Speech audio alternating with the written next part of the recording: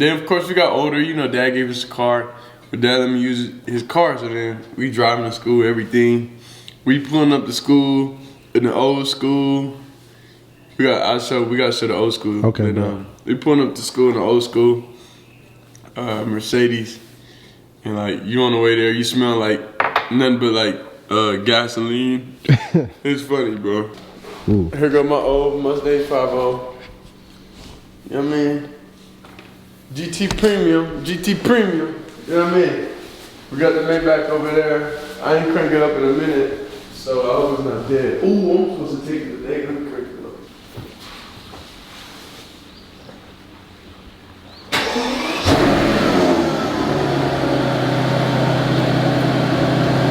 Let it run for about 2 hours.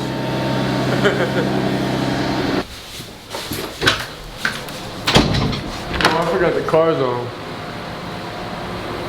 You want to turn it off? Didn't you forget the car was on? No, I knew it was on. For real? Yes. I forgot it was on. I don't think you're gonna be able to open the door.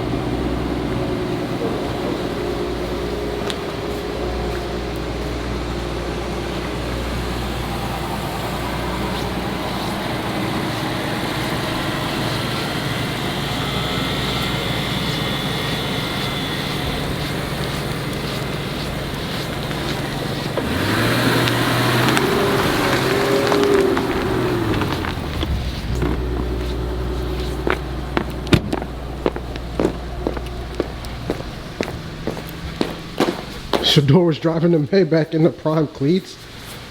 Sheesh. Bro, don't let me forget, bro. I love the car. All right. So Shedeur mentioned one of his first cars was an old school Mercedes. You let him borrow. First of all, he don't even understand the complexity and the level of vehicle that I had him in. Mm-hmm. 89 560 SEC. The SEC 560 was the biggest Benz that they featured. The 89 drop top 560 SEC could only be a drop top if you sent it to a factory to get it cut. That was another 15, 20 bands just to get the top cut off to convert into a convertible, because Mercedes didn't make it that way. Now think about that for a minute, I got time. I gave him my first high-level whip. It wasn't my first whip because I had cars when I was in high school, but that was my first high-level whip that I paid for when I was going into the pros. And I blessed him with it. He didn't understand the level. It still only had like 79,000 miles on it. So imagine what it was like, when he was in high school. He didn't understand it. He said that, the car smelled like gas. And he would get out the car smelling like gas, which I don't remember that. I don't recall that because the car was in perfect condition. May needed to be run a little bit, but it was in great condition. He still don't understand the level of that 560 SEC.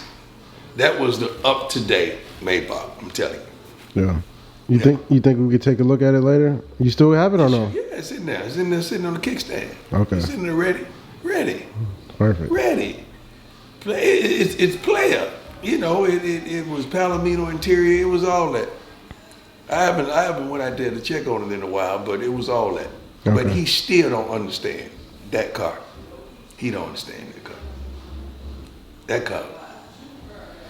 I got that, that was a gift from me to me before I signed, because I know I was getting ready to come into the bag, and I was playing baseball, so I had it, but I was getting ready for the draft, so I bought that, and I bought a BMW M3. Ooh, yeah. Yeah. Sad thing about the BMW M3, it was a stick shift. I was so ignorant and stupid, and you can learn from these youngsters. I didn't even know how to drive a stick, and I bought a stick. So I had to learn on the job, which was crazy. And all my cars was brothers, if you know what I mean. All my cars are black. I don't drive no other color. So those are my first two cars. And I bought my mama a 560 SL, the little convertible coupe that they made, little coupe. But the SEC was the big body, big version of the Mercedes. But it was like a coupe as well. But it was a big body car. Mm-hmm. Yeah. So those seem like good purchases. What do you feel like, looking back, was one of your dumbest purchases you made? Yacht. Boat, yachts? A yacht. a yacht. Let me see what else. You just didn't use it enough? You Is that what it is? Enough. You don't go enough. You're not there enough. You'd be better off renting. Like whenever you go. Yacht, I haven't made a lot of dumb purchases because I've always purchased land, which is Appreciates. appreciate tenfold for me. It's been really good. But probably my dumbest purchase probably was a yacht. Still got it though. It's in Puerto Rico right now. Barely use it.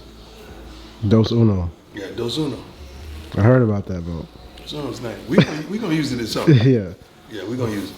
Okay. Well, this is a little tidbit from Coach Prime, y'all. There you go. Cookie time now. Cookie time. These my dirty Dior shoes that went viral. Oh, the ones you mudded in? Come on, son. Real quick.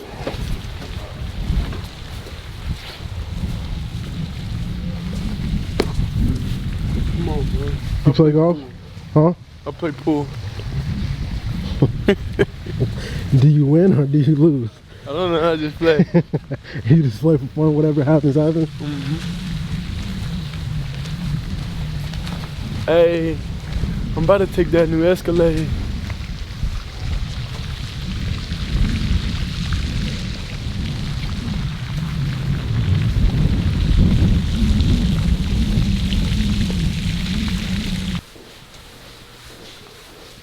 You wanna see the car I drove in high school?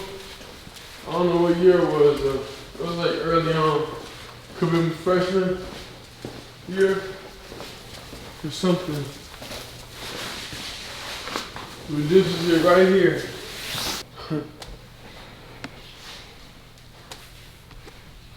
I ain't gonna lie though, the speakers in here was loud though. Damn, that's your vibe. Huh? I took one of my other cars out for a ride the other day. I was talking about giving me an old school with some Dayton's. Yeah, that was my high school thing. First whip. My name is Jamarcus Skiller. Everybody call me Chef Marco. My business is Good Vibes to Go. That's Good Vibes _ between each word, the number 2. I just started my business in October 23. It was a rough year. Everybody needed extra money.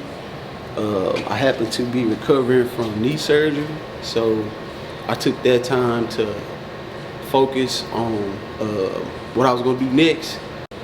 I started planning on how I would start a business, and I started by reading Tony Evans' book, Kingdom Purpose. And by the time I finished reading that book, I knew that my kingdom purpose in God's kingdom was to cook food. And I spent the next couple months during my recovery going through YouTube, learning the business. And by the time I was 2 months into my recovery, I was up limping around trying to start my own business, selling plate to plate. And I just stayed consistent, kept working, and my food got to the right people by the grace of God, and here I am. So how'd you get linked up with Shedeur? Well, so about 7 months ago now, I actually ended up leaving my job of 15 years after what I felt was some unfair treatment. But on June 19th, as God have it, there was an altercation that transpired, and that particular day, I started my journey head first.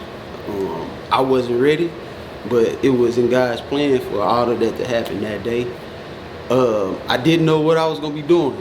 The next week, BS you not, the next week, wait, can I cuss, bro? Yeah. I bullshit you not. The next week, Coach Prime had posted on his Instagram that he was looking for a chef in DFW, and one of my cousins sent me the screenshot like 7 o'clock in the morning. Eye boogers. I was asleep that particular day, but I had got myself in a routine of I was gonna seize any opportunities that I had. So I said, man, you know, fuck it. So I shot her a quick message to Miss Jennifer. Lord bless her. I shot her a message, and she hit me back like 6 hours later, man. I almost wrecked my truck, you know what I'm saying? And we talked, and we met for lunch the next day, and we ended up talking for almost 2 hours. You know, we probably would have still been talking if someone she knew hadn't came. And then the next day, man, I was cooking at Coach Prime crib. And as a matter of fact, I was cooking for you. You forgot. Yeah. That was my first day on the job. That's crazy. And that food hit. Yeah. So then transitioning that, how did you get on Shedeur's camp and what's y'all's plan? Okay, so my plan right now, I'm Shedeur's, basically his personal chef here in DFW. I'm hoping to be able to, you know, rock with him anywhere. But after about 7 months, last week, like almost I was living in a dream 2 weeks ago now. I was living a dream. Somebody that I pretty much, you know, idolized, was a hero of mine, you know what I'm saying? Is sitting here telling his son that he should rock with Good Vibes. And I shot Shedeur some numbers, we talked, exchanged information, and the rest history. All I gotta do now is just keep cooking. And then for lunch, I got coaching in a couple minutes, him and Darius. And yeah, man, I love my job, man. Love my job. Yes, sir.